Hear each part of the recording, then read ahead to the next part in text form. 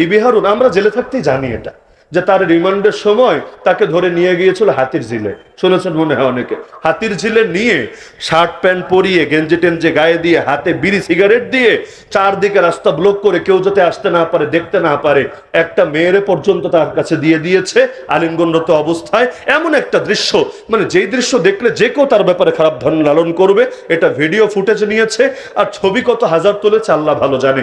লেকিন পরবর্তীতে যে কোনো হয়তো উপরের ইশারায় হোক, যে কোনো কারণে ওরা এটা প্রকাশ করে নাই। ভেবে চিন্তিত ছিল আল্লাহর বান্দা। আলহামদুলিল্লাহ আল্লাহ হেফাজত করেছেন, আল্লাহ বড় দয়া করেছেন যে তারা দীর্ঘকাল পর্যন্ত জেলে রাখলেও, মামলা দিয়ে পেরেশান করলেও জিনিসটা প্রকাশ করে নাই। এখন ক্ষমতায় থাকাকালীনই ডিবি হারুনের শেষের দিকে আন্দোলন যখন চলে, ওই সময় সে সারা দেশকে নিজেই জানিয়েছে, লাইভ দিয়ে দিয়ে অনুষ্ঠান করে করে গোটা দেশকে জানিয়েছে আমার সঙ্গে এরকম একটা ব্যাপার ঘটেছে। সবাই আফসোস করেছে। বিষয়টা এখানেও থামতে পারতো। আমি অবাক, বড় অবাক। গতকাল আর আজকে দেখছি তার সেই ছবিটা বাংলাদেশের বিশেষ একটা দলের সদস্যরা ফেসবুকে প্রচার করে গোটা দেশ গরম করে দিয়েছে। কত জনের কত রকম গালিগালাজ। এই যে রফিকুল ইসলাম মাদানী আসছে, আল্লাহর বান্দারে নিয়ে কত লাইনের কত ধরনের জুলুম নির্যাতন করা হয়েছে। ভাবতে পারেন মানুষের সবচাইতে দামি জিনিসের নাম ইজ্জত। জানো না, মানো না, সবচাইতে দামি জিনিসের নাম কি? ইজ্জত। আর ইজ্জত যদি না থাকে, জান থাকলে কি লাভ, মাল থাকলে কি লাভ? কোনো লাভ নাই। দেখেন না কত বড় বড় মালওয়ালারা এখন বর্ডার ক্রস করে গিয়ে ওপারে কলা পাতায় শুয়ে থাকতে পারারই নিজের জন্য কামিয়াবি মনে করে। বাহ, এত গরম কোন দিক দিয়ে বের হলো? টকশোতে বসলে অমুক হুজুর রাজাকার, তমুক হুজুর রাজাকার। যেই হুজুরের জন্মই হয়নি 71 সালে, ওই হুজুরদের বলতো রাজাকার রাজাকার রাজাকার। আর কাল্লা বেটা এখন ওপারে গিয়েছে, পাবলিক যখন ধরে এনেছে, এখন আর মুখ দিয়ে রাজাকার আসে না। বলে বাবা আমি দুর্বল, আমি অসহায়, আমি অসুস্থ মানুষ, আমার হার্টের সমস্যা, একটু কি দয়া করা যায় না? তা আমাদের সিলেটের মানুষ আচ্ছা মতো দয়া করে দিয়েছে, জিনিসপাতি যা ছিল তা ফাটিয়ে দিয়েছে। তো এখন ইজ্জত তো বড় দামি জিনিস। ইজ্জত নাই তো কোনো কিছু নাই, ইজ্জত আছে তো সবকিছু আছে। এই যে ডিবি হারুন, আপনাদের মহব্বতের লোক নাকি? এই ডিবি হারুন এই রফিক মাদানিকে নিয়ে কি করেছে গোটা দেশ জানে না? আরে গোটা দেশ জানে না? আমি আজকে সারাদিন একটা জিনিস নিয়ে চিন্তিত, আমার মাথায় ধরছিল না। আর আমার এটা জানাও নাই যে এই মাহফিলে রফিক ইসলাম মাদানি আছে। পোস্টার দেখার আমার সুযোগ হয় নাই। এখন দেখে আমার শুধু বারবার বারবার, মানে এই যে কথাও বলছি না, বারবার মস্তিষ্কে জিনিসটা বাড়ি দিচ্ছে। কি সেটা?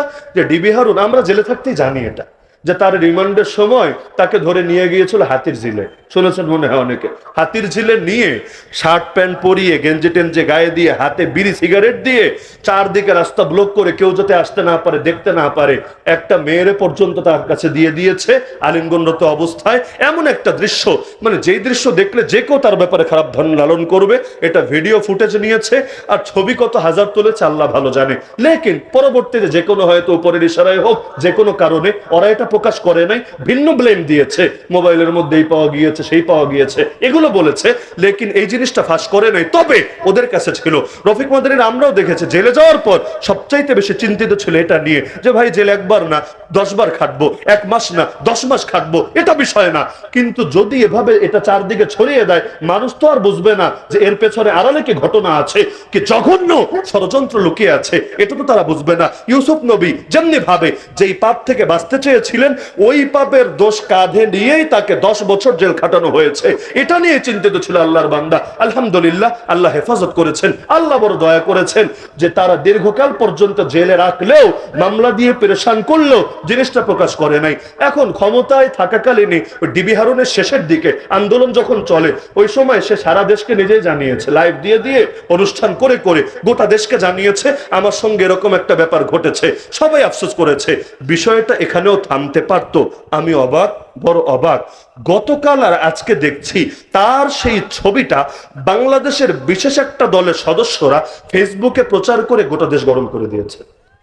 দেখো তোমাদের হুজুরের অবস্থা, হুজুরের হাতে বিড়ি, হুজুরের গায়ে গেঞ্জি, হুজুরের পরনে প্যান্ট। ওই মেয়ের ছবিটা দেয় নাই, কিন্তু বাকি বিড়ি সিগারেটের যে ছবি এটা দিয়েছে। দেখো, আর শরীর নিয়ে মন্তব্য তো আছেই। আরে ভাই, শরীর কারো শরীর তার নিজের সৃষ্টি না। আপনাদের দেহ কি আপনাদের নিজের সৃষ্টি? যারা লম্বা তারা কি নিজের লম্বাত্বকে নিজে সৃষ্টি করেছেন? যারা খাটো নিজের খাটত্ব নিজে সৃষ্টি করেছেন। বডি শেমিং চরম অসভ্যতার জাহেলিয়াত ছাড়া কিছু না। সহিহ বুখারীতে হাদিস আছে, আল্লাহর নবীর জামানায় এক সাহাবী আর এক সাহাবীরা গালি দিল। কি বলে? ইয়াবনা সাউদা, হে কাইল্লা বেডির পুত। খুব আহামরি গালি না, বাংলাদেশে এর চাইতেও কাঁচা গালি চলে। কি বললো? ইয়াবনা সাউদা, ইয়া মানে হে, ইবিন মানে পুত্র, সাউদা মানে কালো মহিলা, কৃষ্ণাঙ্গ, হে কাল্লাবেটির পুত, খালি এতটুকু বলেছে। আল্লাহ নবী বললেন তুমি তওবা করো। আইয়ারতাহু বিউম্মিহি, তুমি তাকে তার মায়ের কথা বলে লজ্জা দিলা। ইন্নাকা মরউন ফিকা জাহেলিয়া, আরে শোন আবু যর, তুই এমন একজন মানুষ যার ভেতর এখনো জাহেলিয়াত রয়ে গেছে, জলদি তওবা কর আল্লাহর কাছে। সহিহ বুখারীর মধ্যে হাদিস আছে। কি বুঝলেন? কাউকে রং নিয়ে খোঁটা দেওয়া, কাউকে তার বডি নিয়ে খোঁটা দেওয়া, এটা কি ইসলাম না জাহেলিয়াত? আরে বলেন ইসলাম না জাহেলিয়াত? তো রফিকুল ইসলাম মাদানী অসুস্থতার কারণে সে যে অবস্থায় আছে, অসুস্থতার কারণে, অন্য কারণে না, ছোটবেলায় একটা রোগ হয়েছিল, তো এর পেছনে তার কোনো হাত আছে? তার কোনো হাত আছে? এটা কার সৃষ্টি? আরে কার সৃষ্টি? আল্লাহ সৃষ্টি নিয়ে আপত্তি করার অনুমতি আল্লাহ কারে দিয়েছে? কারে দিয়েছে? আরে তুমি মুসলিম হলেও দেয় নাই, কাফের হলেও দেয় নাই, আস্তিক হলেও দেয় নাই, নাস্তিক হলেও দেয় নাই, আগে মানুষ তো হও, তারপর নয়তো রাজনীতি করিস গিয়ে। আরে বডি শেমিং এর চাইতে নিকৃষ্ট অসভ্যতা আর জাহেলিয়াত কি হতে পারে? তো বাংলার জমিনে হচ্ছে, তার সাইজ নিয়ে পর্যন্ত কথা বলা হচ্ছে, সেই ছবি ছড়ানো হচ্ছে। তা আলেমে যদি আলেমের গোশত খায়, কাক নাকি কাকের গোশত খায় না? শুনেছেন না? কাক কাকের গোশত খায় না, মরে যদি পড়ে থাকে, কাক এসে কাকের গোশত খায় না। আলেম যদি আলেমের গোশত খায়,